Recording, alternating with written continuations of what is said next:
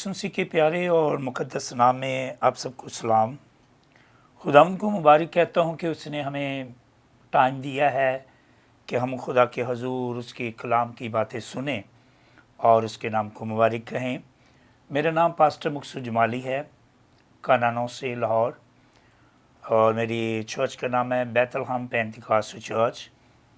खुदावंद की खिदमत करते हैं, खुदा के नाम को जला लेते हैं।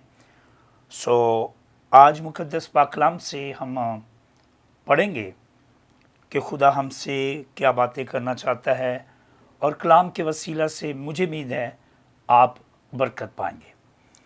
मुक़द्दस पाक कलाम में ज़बूर की किताब ज़बूर नंबर 34 और उसकी 7वीं और 8वीं आयत को मैं पढ़ूँगा।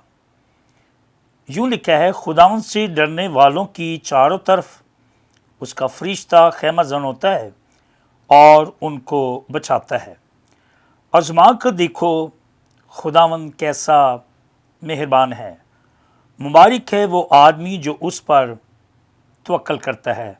पाक कलाम के पढ़े और सुने जाने पर खुदावंद की बरकत हो।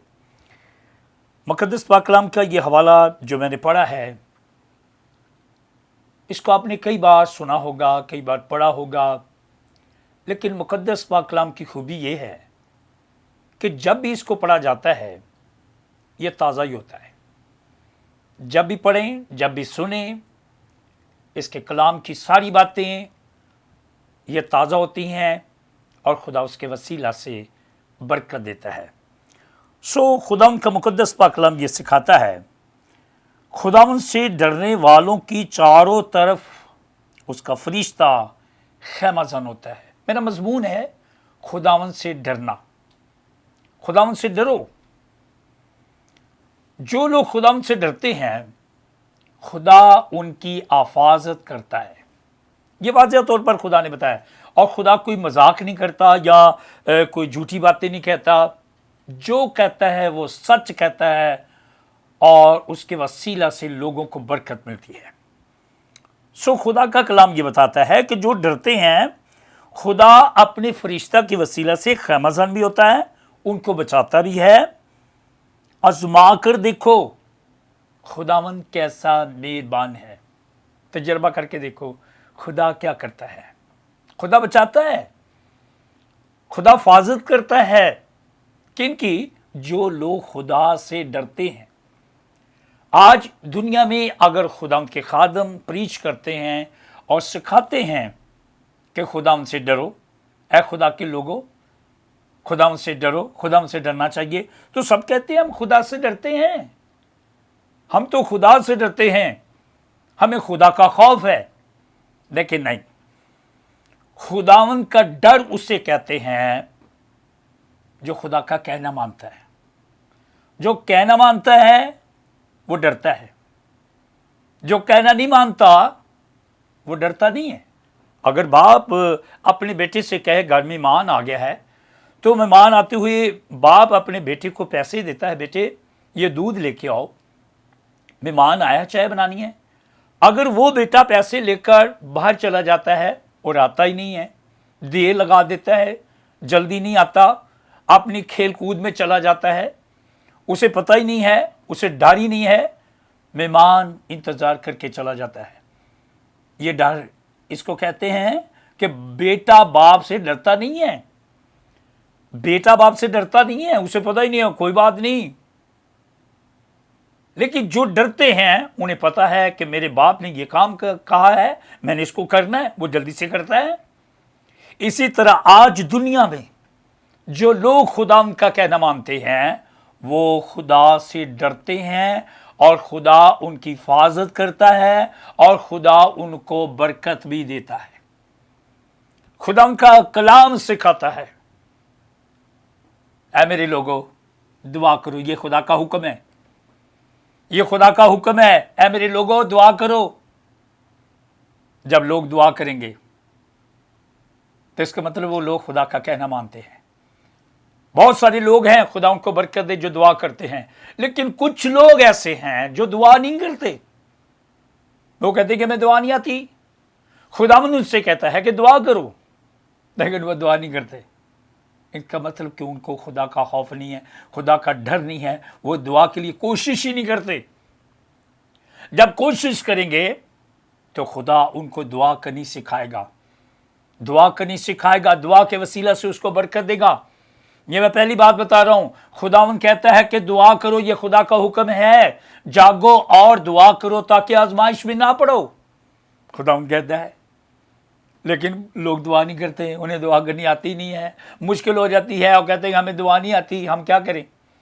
नहीं, अगर खुदा का डर है तो मैं समझता हूं कि वो दुआ करेंगे और खुदा उनको दुआ करनी सिखाएगा और वो बरकत पर बरकत पाएंगे, वो बरकत पर बरकत पाएंगे। इसलिए खुदा का हुक्म है दुआ करना, और जो डरते हैं वो दुआ करते हैं कि हमारा खुदा अजीम खुदा है, और वो सिखाता है कि दुआ करें। तो जो अब दुआ की जाएगी तो खुदा के नाम को जलाल मिलेगा और आपको भी बरकत मिलेगी, आपकी फैमिली को बरकत मिलेगी। खानदानों के अंदर कुछ लोग ऐसे हैं जो आज दुआ नहीं करते और परेशानी, दुख, मुसीबत को सह लेते हैं, दुआ नहीं आती, दुआ नहीं करते, लेकिन खुदा चाहता है कि हम दुआ करें। और इसके साथ एक और पॉइंट मैं बताना चाहता हूं, जो जिंदगी के अंदर, मसीह कौम के अंदर कुछ लोग ऐसे हैं जो अमल नहीं करते, खुदा का खौफ नहीं मानते, खुदा का डर नहीं रखते और इस बात पर अमल नहीं करते, बेशक उनका कितना नुकसान हो जाए। वो पॉइंट है दैजिकी का 10वां हिस्सा, जिंदगी का और अपनी कमाई का 10वां हिस्सा निकालना। खुदा का कलाम बताता है कि खुदा का 10वां हिस्सा निकालो। जो लोग खुदा का 10वां हिस्सा नहीं निकालते, ये खुदा का हुक्म है। जो लोग खुदा का हुक्म नहीं मानते, ये खुदा का हुक्म है कि 10वां हिस्सा निकालें। तो जो लोग ये 10वां हिस्सा नहीं निकालते अपनी कमाई का, अपनी जिंदगी का, तो खुदा के कलाम में लिखा है वो ठग है। अगर किसी को ठग कहा जाए तो वो तो बुरा मनाएगा, वो तो गुस्सा करेगा कि मुझे ठग कह दिया है, मुझे तो मलाऊन कह दिया है। लेकिन ये खुदा का कलाम ये बताता है कि ये लोग ठग हैं जो खुदा का 10वां हिस्सा नहीं निकालते, जो अपनी जिंदगी का 10वां हिस्सा निकालते, वो ठग है। और उसका नुकसान क्या है? उसका नुकसान क्या है? पहली बात कि खुदा उनसे कोई बात नहीं करता, खुदा उनको को बरकत नहीं देता, उनके बच्चों को बरकत नहीं देता, उनकी कमाई पर बरकत नहीं है, उनके किचन पर बरकत नहीं है, कर्ज पर कर्ज उनकी जिंदगी पर रहता है। वो 10वां हिस्सा नहीं निकालते और उनके बच्चे भी उनके कहने के मुताबिक नहीं चलते। घर के अंदर कोई बरकत नहीं है, क्योंकि वो फैमिली ठग है, वो खानदान ठग है जो कमाई का 10वां हिस्सा नहीं निकालते। मेरे अजीज बहन भाइयों, जिंदगी के अंदर ये बात याद रखें, अगर किसी ने बरकत लेनी है, अगर खुदा से कुछ हासिल करना है, तो अपनी कमाई का पूरा 10वां हिस्सा निकालें, आपको बरकत मिलेगी, आपके बच्चों को बरकत मिलेगी, आपके घराने को बरकत मिलेगी, आपकी कमाई पर बरकत होगी, आपके वसाइल अच्छे हो जाएंगे, सारे सिस्टम अच्छे हो जाएंगे, बिगड़े काम अच्छे हो जाएंगे। कब? जब आप अपनी कमाई का 10वां हिस्सा निकालना शुरू करेंगे। हम अपने सारे काम कर लेते हैं, लेकिन जब 10वें हिस्से की बारी आती है तो इंसान खुदा की बात को भूल जाता है, इसलिए वो खुदा से डरता नहीं है। जो लोग आज खुदा से डरते हैं, वो अपनी कमाई का, अपनी जिंदगी का 10वां हिस्सा निकालते हैं और खुदा ने उनको सरफराज किया है, खुदा ने उनको बरकत दी है। और लोग देखते हैं कि फलां खादम को, फलां फैमिली को, फलां घराने को खुदा ने बरकत दी है। तो बरकत ऐसे मिलती है। इसलिए जिंदगी के अंदर खुदा का मुकद्दस पाक कलाम ये सिखाता है कि आप अपनी कमाई का 10वां हिस्सा निकालें। अगर खुदा का खौफ है, अगर खुदा का डर है, अगर जिंदगी के अंदर खुदा की बातें हैं, वो बंदा तजर्बा करता है कि मैंने अपनी कमाई का, अपनी जिंदगी का 10वां हिस्सा निकालना है। अब आज दुनिया के अंदर बहुत सारी फैमिलियों के अंदर नुकसान हो रहा है। बच्चे जो है माँ बाप के कहने के मुताबिक नहीं चलते, ना बेटे ना बेटियां माँ बाप के कहने के मुताबिक नहीं चलते। बहू वो अपनी सास अपने ससुर के कहने के मुताबिक नहीं चलते। बेशक वो खुदा के कलाम की बातें पूरी हो रही है, लेकिन वजह यह है वो खानदान खुदा का 10वां हिस्सा नहीं निकालते। ठग फैमिली है, वो ठग फैमिली है जिसकी वजह से खुदा उनको कोई बरकत नहीं देता। खुदा का हाथ उस फैमिली से हट चुका है। ये सबसे बड़ी प्रॉब्लम है। तो जब इंसान अपनी जिंदगी में सोचेगा कि मेरा खुदा मुझसे कहता है तो मैं सबसे पहले ये काम करूंगा। इब्राहिम वो खुदा के साथ चलता था और वो 10वां हिस्सा निकालता था। यकूब वो खुदा का 10वां हिस्सा निकालता था। खुदा उसको बरकत पर बरकत देता था।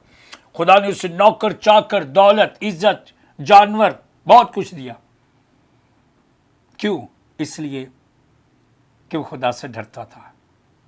अपने मामू के पास जॉब करता था, लेकिन देखें मामू को वो बरकत नहीं मिलती जो बरकत यकूब को मिलती है। इसी तरह जब आप अपने खुदा के साथ चलेंगे, जब आप अपने खुदा के साथ चलेंगे, जब आप अपने खुदा का डर अपनी जिंदगी के अंदर रखेंगे, तो आपके बच्चों को बरकत मिलेगी। सबसे पहली बात यह है कि आपके घर में खुशी पैदा होगी। उसके बाद खुदा आपके बच्चों को बरकत देगा। बच्चे आपके कहने के मुताबिक चलेंगे। आपकी कमाई में बरकत होगी, आपके किचन में बरकत होगी, आपको खुदा सरफराज करेगा। ये खुदा का मुकद्दस पाक कलाम सिखाता है। खुदा उनका सच्चा कलाम आपको सिखाता है कि आपको बरकत मिलेगी। कब? जब आप अपनी कमाई का, अपनी जिंदगी का 10वां हिस्सा निकालेंगे, आपको बरकत मिलेगी। ये खुदा का पाक कलाम बताता है। और बहुत सारे लोग जो हैं इस वक्त इस बात से दूर हैं, अपने सारे काम कर लेते हैं।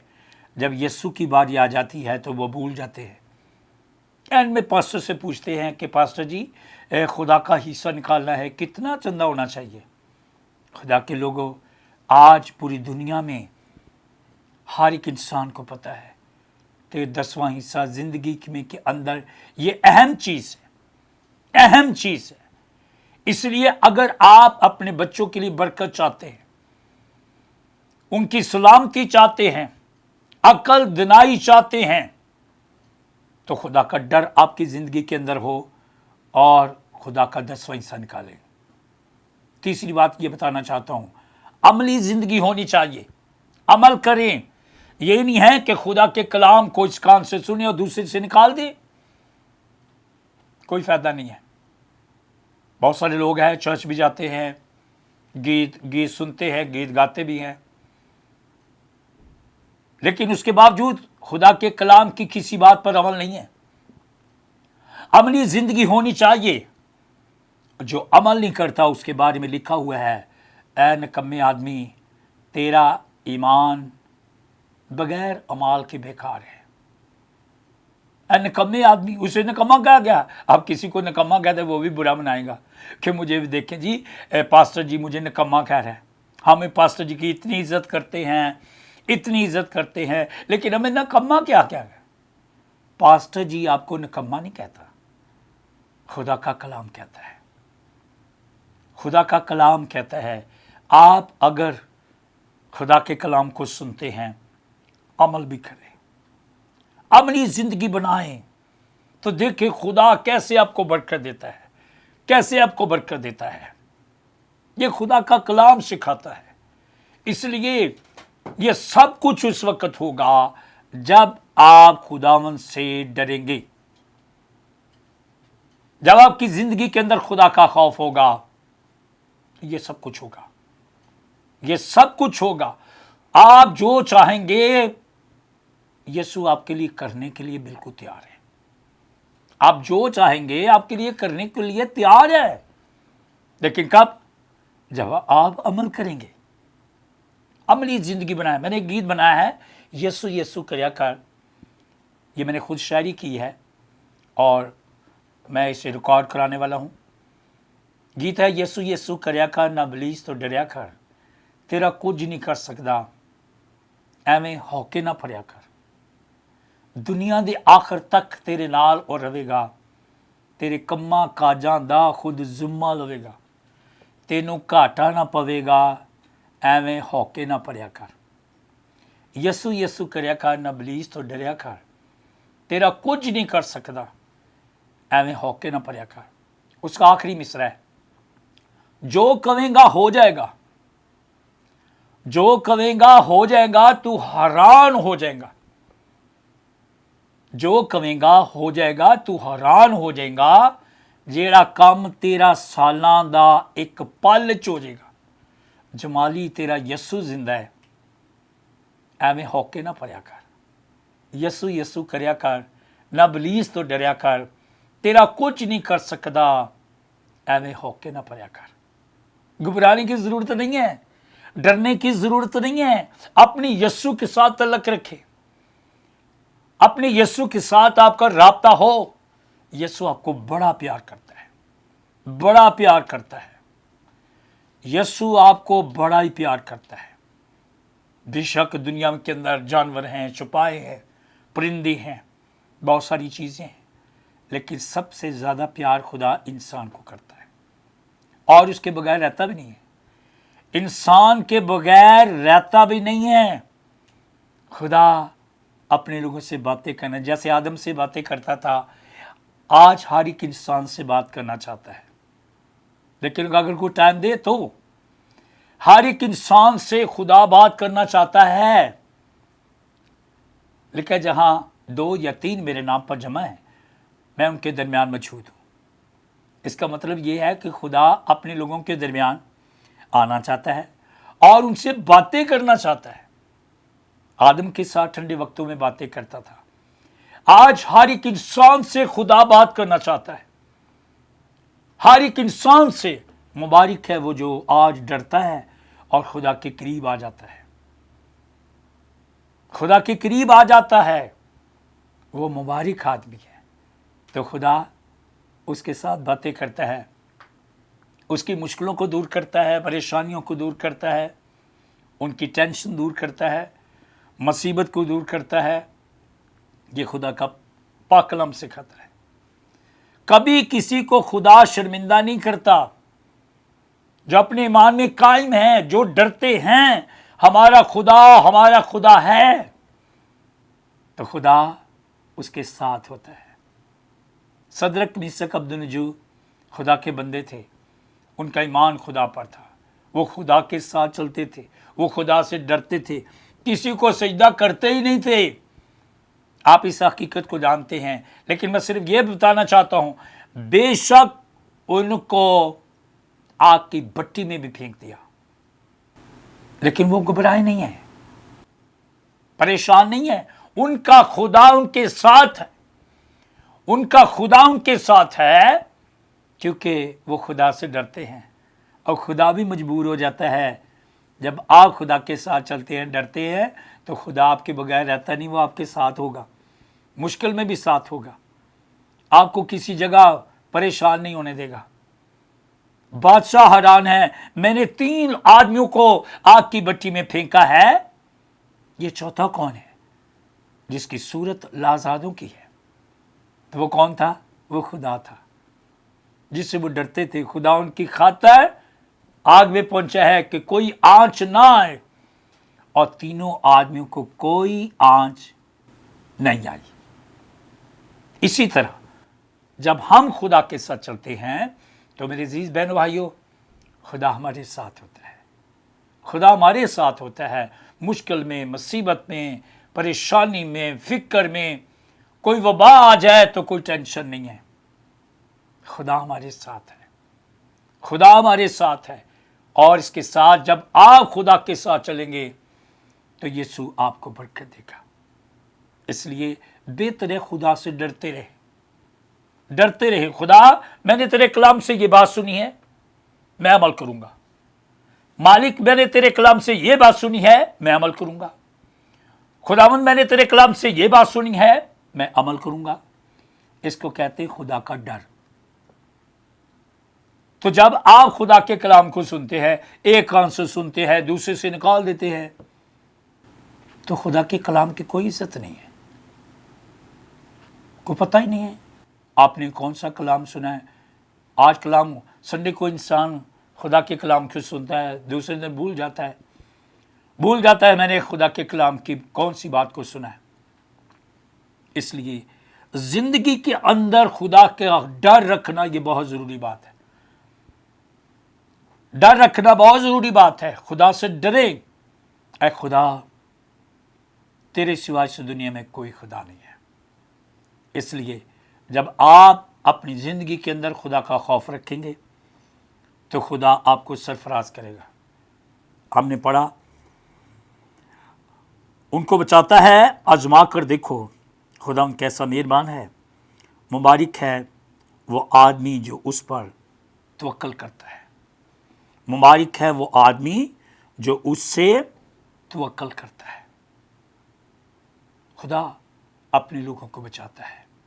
इसलिए हमेशा जिंदगी के अंदर अपने खुदा को मुबारक कहें। आपके सारे कामों में सबसे बढ़कर खुदा है जो आपकी हिफाजत करता है। सुबह शाम दोपहर हर पल आपकी खबर करता है, आपकी फिक्र करता है। तो आपको भी चाहिए खुदा से डरना, खुदा का खौफ आपकी जिंदगी के अंदर हो, खुदा का डर आपकी जिंदगी के अंदर हो, तो फिर सारे काम सीधे हो जाएंगे। लेकिन अगर आप खुदा के साथ चलते नहीं हैं, खुदा से डरते नहीं हैं, तो मेरे अजीज बहनों भाइयों सारे काम बिगड़ जाएंगे। आपके जो काम होने वाले हैं वो बिगड़ जाएंगे। जो सीधे काम हैं उल्टे होना शुरू हो जाएंगे। आप कहेंगे पता नहीं क्या हो गया है। वजह यह है कि खुदा आपके साथ नहीं है। वजह यह है कि खुदा आपके साथ खुश नहीं है। अगर ये आप चाहते हैं हमारे काम जो हैं वो सीधे हो जाएं, बिगड़े काम सीधे हो जाएं, तो यीशु का डर रखना ये ज़रूरी बात है। खुदा के साथ चलना ये ज़रूरी बात है। उसका खौफ अपनी ज़िंदगी के अंदर रखना ये बहुत ज़रूरी बात है। ये खुदा का मुकद्दस पाक कलाम सिखाता है। अगर आप बरकत चाहते हैं, अपने बच्चों के अंदर खुशहाली देखना चाहते हैं, घर के अंदर खुशहाली देखना चाहते हैं, बच्चों के अंदर बरकत चाहते हैं, कारोबार में बरकत चाहते हैं, तो जो चंद पॉइंट मैंने आपके सामने रखे हैं, आप इनका तजर्बा करके देखें कि वाकई बरकत मिलती है कि नहीं बरकत। मैं इसका तजर्बा करता हूँ। मुझे खुदा ने बरकत दी है। मुझे खुदा ने गाने की, बजाने की, कलाम की, ये मुझे तोड़े दिए हैं, बरकतें दी है। मैं खुदा का शुक्र करता हूँ, डरता हूँ खुदा से। मेरा खुदा है। मेरा खुदा, उसके सिवा कोई ऐसा खुदा नहीं है जो बरकत दे सके। खुदा बरकत देता है। आप एक काम कहेंगे, खुदा आपके लिए दो काम करने के लिए बिल्कुल तैयार है। लेकिन बड़ी बात यह है, खुदा का कहना माने, खुदा का डर रखे। पहली बात, दुआ किया करें। दूसरी बात, अपनी कमाई का 10वां हिस्सा निकालना शुरू करें। तीसरी बात, आप कलाम को सुनकर अमल करना शुरू करें। तो आप तजुर्बा करें कि आपके घर के अंदर क्या होता है। आपके सारे काम ठीक हो जाएंगे। नहीं करेंगे तो कुछ भी नहीं होगा, आप परेशान होंगे। मैं इस बात के लिए भी शुक्रगुजार हूँ पास्टर इमरान फजल के लिए, सिस्टर मैविश के लिए, जिन्होंने मौका दिया। फजल टीवी की सारी टीम के लिए शुक्रिया अदा करता हूँ, जिन्होंने मुझे मौका दिया है कि मैं खुदा के कलाम को शेयर कर सकूं और खुदा के नाम को जलाल मिले। आज के कलाम के वसीला से खुदा आप सबको बरकत दे। आमीन।